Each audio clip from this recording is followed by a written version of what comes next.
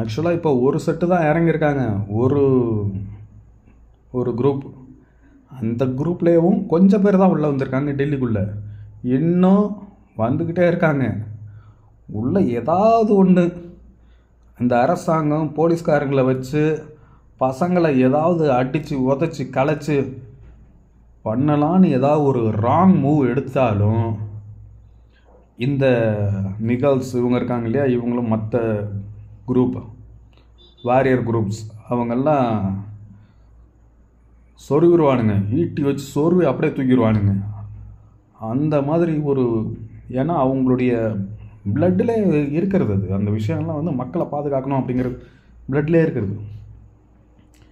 Maybe நான் கூட அந்த மாதிரி ஒரு இதில் இருக்கலாம்னு நினைக்கிறேன். ஏன்னா எனக்கு வந்து இதெல்லாம் பார்க்கும்போது எனக்கு இந்த போராட்டம் பண்ணுறது அதெல்லாம் பிடிக்காது.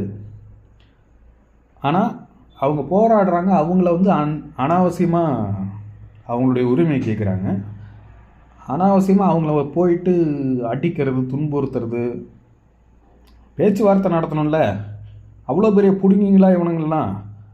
கவர்மெண்ட்டு மக்களுக்கு பயப்படணுமே தவிர கவர்மெண்ட்டை பார்த்து மக்கள் பயப்படவே கூடாது. எப்படி இப்பெல்லாம் குற்றவாளிகள் ஏதாவது ஒரு தப்பு செஞ்சுட்டு அப்பயே மாட்டினாங்கன்னா மக்களே அவங்கள அடித்து கொள்கிற மாதிரி இப்போலாம் அதான் நடக்குது. ஏன் அவனை கோர்ட்டுக்கு கூப்பிட்டு போய் அங்கேருந்து அவன் ஜாமீனில் வெளில வர்றது, ஜாமீன் கொடுக்குறது புத்தி இல்லாமல் ஜாமீன் கொடுத்துட்டு இந்த 6 பேரை கொண்டாங்க பாருங்க தெலுங்கானாவில். ஒரு சின்ன பொண்ணு வன்முறை பண்ணிவிட்டு அவனுக்கு ஜாமீன், எவனாவது அறிவு இருக்கிறவன் இந்த மாதிரி ஃபோக்ஸோ கேஸ்க்கெலாம் ஜாமீன் கொடுப்பானா? காசை வாங்கிக்கிட்டு ஜாமீன் கொடுக்கறது. தாயோலிங்க இருக்கிறதுனால தான் நாட்டில் கிரிமினல்ஸ் அதிகமாகிட்டே இருக்கானுங்க. இப்போ வெளில வந்து 6 பேரை கொலை பண்ணிட்டான். ஜாமீன் கொடுத்தானே அந்த ஜட்ஜு, அவன் தானே பொறுப்பேற்கணும். இப்போது பொறுப்பேற்றுக்கிட்டு ஜெயிலுக்கு போகணும்ல. இந்த போலீஸ்காரங்களும் பார்த்துட்டு சும்மா இருக்கிறாங்க. கஷ்டப்பட்டு ஒரு குற்றவாளி பிடிச்சிட்டு போய் கொடுத்தா அவனுக்கு ஜாமீன் கொடுத்தா நீ எப்படிரா தாயில் ஜாமீன் கொடுக்கலாம் அப்படின்னு செருப்பால் அடிக்கிறது இல்லை. இவங்க கஷ்டப்பட்டு நாய் மாதிரி அலைஞ்சு தெரிஞ்சு தானே வேலை பார்க்குறாங்க ஒரு குற்றவாளி பிடிக்க. சரி, இவன் எப்போ தான் மாறுவான்ல தெரில. சரி, இப்போ இந்த கதைக்கு வருவோம்.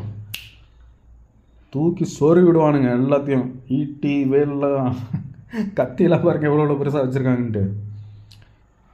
நமக்கெல்லாம் இந்த மாதிரி கேட்டுக்கிட்டு கெஞ்சிக்கிட்டு இருக்கிறதெல்லாம் பிடிக்காது. அவன் இறங்கிடணும். அப்படி இறங்கணும். உள்ளே போனோமா எவனும் தொடக்கூடாது. ஒழுங்காக இங்கே எல்லையிலே நின்றுக்க. உள்ளே வந்து பசங்களை தொடக்கூடாதுன்ற அந்த அளவுக்கு வெறியோடு நின்றுட்டுருக்காங்க எல்லோரும். அவங்கள பார்க்கும்போது சரி நம்ம வந்து இந்த மாதிரி தான் இருந்திருக்கணும் அப்படின்னு தோணுது. பார்க்கலாம்.